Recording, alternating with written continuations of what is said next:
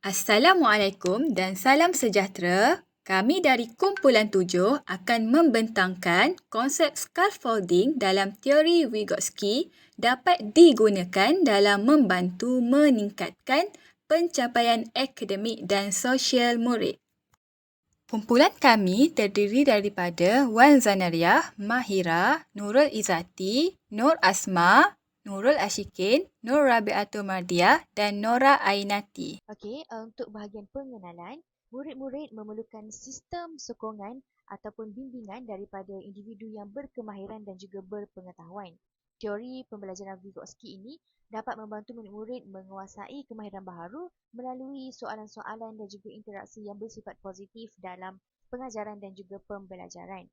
Teknik scaffolding merupakan salah satu teknik pengajaran yang dapat membimbing dan menyokong murid-murid oleh individu yang lebih berkemahiran dan juga berpengetahuan seperti ibu bapa, guru dan rakan sebaya. Baiklah, untuk isu dan permasalahan ini dapat terlihat bahawa setiap kanak-kanak ataupun murid perlu diajar kemahiran asas dalam dunia pendidikan mereka. Maka ia menjadi tanggungjawab ibu bapa dan guru untuk menggunakan kaedah atau teknik yang mudah difahami dan mampu memberi kesan yang positif kepada murid itu sendiri.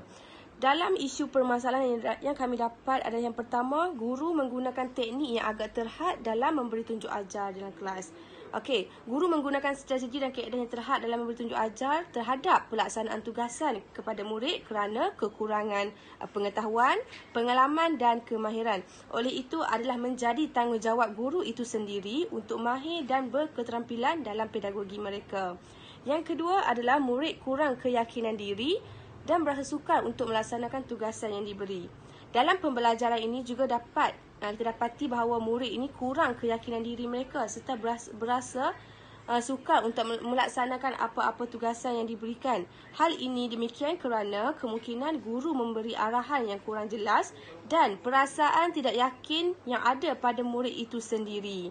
Dan yang ketiga adalah guru kurang kenal pasti sejauh mana kebolehan murid mereka. Ini menyebabkan tahap ataupun cara yang digunakan oleh guru itu terhad dan tidak dapat diikuti oleh murid mereka di dalam kelas. Maka guru itu sendiri perlu tahu setakat mana kebolehan dan kemahiran yang ada dalam diri setiap murid guru tersebut di dalam kelas. Hal ini agar dapat guru gunakan kaedah ataupun kaedah yang terbaik yang dapat digunakan oleh guru dalam PDPC mereka agar pelajar dapat mengikuti setiap penyampaian yang disampaikan oleh guru di dalam kelas. Seterusnya saya akan serahkan kepada rakan saya. Tajuk kajian lepas yang pertama adalah penggunaan teknik scaffolding melalui bimbingan berkelompok dalam meningkatkan kualiti tugasan pelajar daripada Nur Hayati Fatin dan Zaratun 2001. Dalam kajian ini adalah untuk membimbing pelajar dalam meningkatkan kualiti tugasan penaksiran secara bimbingan dan dapat merangsang pelajar untuk memberi maklum balas menonjolkan kebolehan diri serta kemahiran mereka secara kolaboratif bersama rakan sekumpulan. Pengkaji menggunakan kaedah bimbingan secara berkelompok untuk melaksanakan teknik scaffolding iaitu fasa pratulis, merangka, semakan, pengeditan dan terbit. Selain itu, melalui kaedah ini, penulisan dalam tugasan e-follow dapat dihasilkan dengan lebih tersusun dan berkesan dari aspek perstrukturan ayat, huraian dan rumusan. Yang lepas yang kedua adalah teori Vygotsky dalam pembelajaran murid dan kaitan dengan ciri murid berkeperluan khas penglihatan daripada Zul Ain et al. 2002. Pengkaji menggunakan teori kontraktivisme Vygotsky dalam pembelajaran di mana pengkaji membincangkan 4 aspek utama untuk membantu murid berkeperluan khas penglihatan dalam pembelajaran iaitu ZPD, komunikasi interpersonal, pengalaman kolektif dan pedagogi sosial. Teori ini adalah bertujuan untuk membina pembelajaran aktif, menuai pengalaman yang pelbagai dan memahami peranan guru di dalam bilik darjah. Oleh itu, ia sangat berkait rapat dalam memastikan minat pelajar secara berterusan dalam aktiviti pembelajaran yang dilaksanakan semasa PDP. Kajian lepas yang ketiga adalah pemahaman guru tabika terhadap teknik scaffolding dan pelaksanaannya dalam aktiviti membaca daripada Siti Sharifah Muhammad 2020. Dalam kajian ini, pengkaji meneroka pemahaman dan pelaksanaan teknik scaffolding oleh guru tabika dalam melaksanakan aktiviti membaca di dalam bilik darjah. Dapatan kajian yang diperolehi oleh pengkaji mendapati bahawa guru tabika kurang pemahaman yang jelas dalam melaksanakan teknik scaffolding yang menyebabkan mempengaruhi motivasi dan sikap murid untuk membaca dan berinteraksi dalam proses memahami bahan bacaan yang dibaca. Dalam kajian ini, pengkaji membina satu garis panduan pelaksanaan teknik scaffolding untuk membantu guru tabika memahami konsep dan pelaksanaan teknik pengajaran yang sesuai dalam aktiviti membaca.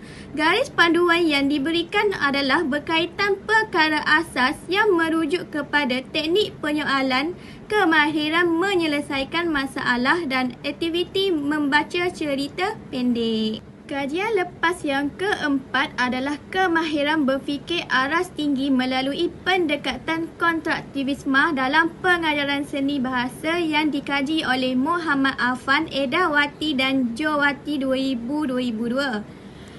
Dalam kajian ini, scaffolding adalah bimbingan dari rakan sebaya yang lebih mahir merupakan aspek yang terpenting dalam mengimplementasikan kemahiran berfikir aras tinggi iaitu KEBAT seni bahasa.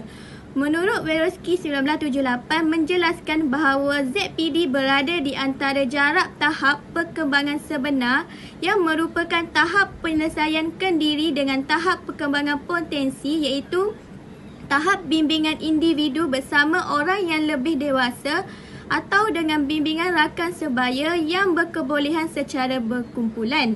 Melalui bimbingan ini, menurut pengkaji, murid-murid dapat menyelesaikan tugasan yang diberikan oleh guru, penyelesaian masalah secara kolaboratif bersama rakan-rakan dalam melahirkan murid yang kreatif dan kreatif. Seterusnya, saya akan membincangkan tentang strategi pembelajaran mengikut konsep scaffolding. Terdapat 5 teknik pengajaran. Yang pertama adalah pemodelan, yang kedua adalah memberi penerangan, ketiga menanya soalan, keempat adaptasi bahan pengajaran dan yang kelima adalah bimbingan daripada guru. Baik, untuk pemodelan, murid akan menjana idea dan menjadikan sebagai panduan apa yang dipamerkan, apa yang diberitahu dan apa yang ditunjuk oleh guru ataupun rakan. Yang kedua, memberi penerangan di mana guru boleh menggunakan bahan bantu mengajar ketika memberi penerangan kepada murid-murid. Sebagai contohnya, guru boleh menayangkan video ketika pembelajaran agar murid mendapat gambaran yang lebih jelas. Yang ketiga adalah menanya soalan, di mana selepas proses pemodelan, guru boleh bertanya soalan kepada murid-murid untuk menguji kefahaman murid-murid tersebut. Yang keempat adalah adaptasi bahan pengajaran, di mana guru boleh membentuk murid-murid kepada beberapa kumpulan dan memecah tugasan menjadi sub-sub kecil untuk diselesaikan oleh kumpulan tersebut. Dan yang terakhir adalah guru sebagai facilitator, di mana guru bertindak sebagai pembimbing, menyokong dan membantu memberikan panduan kepada murid dalam pembelajaran dan juga ketika menyelesaikan tugasan. Seterusnya adalah pengajaran secara berperingkat. Dalam konsep scaffolding, guru akan memberikan bantuan dan dorongan secara tahap demi tahap dalam pembelajaran dan penyelesaian masalah. Sebagai contoh, guru akan bahagikan tugas, bantu memberikan kata kunci, menjalankan sesi soal jawab dan sebagainya. Melalui pengajaran berperingkat juga, guru dapat kenal pasti tahap pemahaman murid dalam topik yang diajar untuk melihat sama ada mereka dah dapat kuasai topik ataupun masih memerlukan lebih penerangan sebelum beralih ke tahap yang berikutnya. Jadi, ia dapat membantu guru untuk memastikan pelajar yang lemah ini tidak ketinggalan dalam pelajaran. Selain itu, guru juga dapat kenal pasti keunikan dan perbezaan setiap muridnya kerana dalam konsep scaffolding ini, penggunaan setiap cara, teknik dan tahap bimbingan yang ingin diberikan kepada murid tersebut berbeza-beza mengikut keunikan dan tahap mereka. Maka, ia dapat membantu guru untuk menyediakan pembelajaran yang sesuai dengan murid tersebut. Selain itu, melalui konsep scaffolding juga, ia dapat meningkatkan pencapaian murid melalui interaksi dan komunikasi. Pertama adalah dengan perbualan. Dengan perbualan, ia akan membantu pelajar menyusun dan mendapat konsep-konsep baru secara sistematik. Contohnya, ketika dalam sesi brainstorming, akan berlaku interaksi sosial, jadi murid berpeluang untuk berperanan aktif dan seterusnya membuatkan mereka berasa terlibat dalam pembelajaran dan meningkatkan motivasi untuk belajar. Kedua adalah pertanyaan. Pertanyaan ini bertujuan untuk memfokuskan, mengingatkan, mengarahkan dan sebagainya. Murid akan bebas bertanya soalan, memberikan maklum balas dan menyokong rakan sebaya mereka dalam mempelajari bahan baru. Interaksi sosial secara positif sesama rakan sebaya ini sekaligus dapat mempertingkatkan pencapaian sosial murid.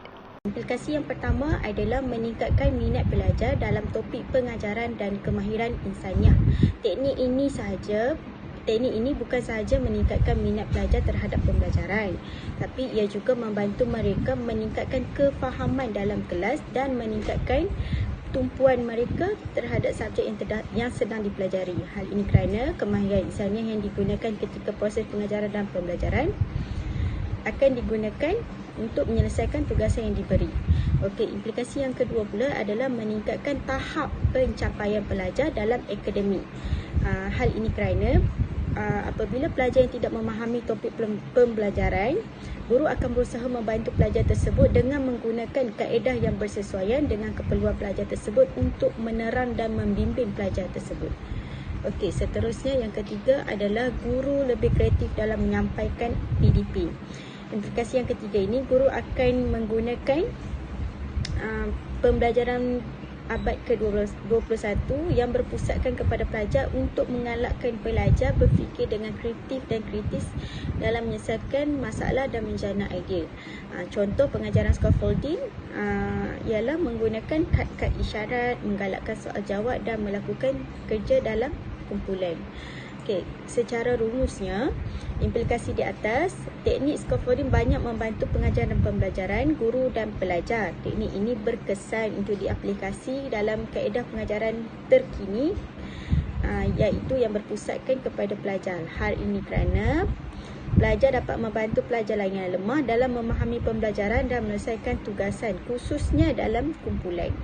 Rentetan daripada itu, kesan scaffolding dalam pengajaran pembelajaran banyak memberi implikasi yang baik, tetapi perlu dikawal agar tidak berlebihan kerana ia akan menyebabkan kebergantungan guru dan pelajar akan gagal dalam melakukan tugasan dan memahami pembelajaran. Terdapat beberapa cadangan dalam memastikan teknik scaffolding ini berjaya diimplementasikan dalam proses PDP. Yang pertama, guru yang berpengalaman amat diperlukan untuk mengajar menggunakan teknik ini dalam proses PDP, iaitu teknik scaffolding. Apabila guru berpengalaman mengajar menggunakan teknik scaffolding, ianya akan menjadikan murid lebih berminat untuk belajar, seterusnya meningkatkan motivasi mereka dalam pembelajaran. Yang kedua, pihak sekolah boleh mengadakan bengkel kemahiran sosial atau teamwork ice breaking workshop dalam kalangan murid-murid bagi menambah baik teknik scaffolding ini. Bengkel ini dapat membolehkan kita berhubungan dengan individu lain dalam cara yang sihat seperti kemahiran komunikasi, kemahiran mendengar dan kemahiran memberikan respon. Dan yang ketiga, cadangan yang ketiga ialah masa pengajaran dalam kelas perlu lebih panjang apabila guru ingin menjalankan teknik scaffolding ini. Hal ini kerana guru perlu memberikan perhatian dan bimbingan lebih kepada kelompok murid yang memerlukan bimbingan scaffolding. Maksudnya, guru perlu memerlukan masa pengajaran sekurang-kurangnya 1 jam untuk menggunakan teknik scaffolding ini secara berkesan.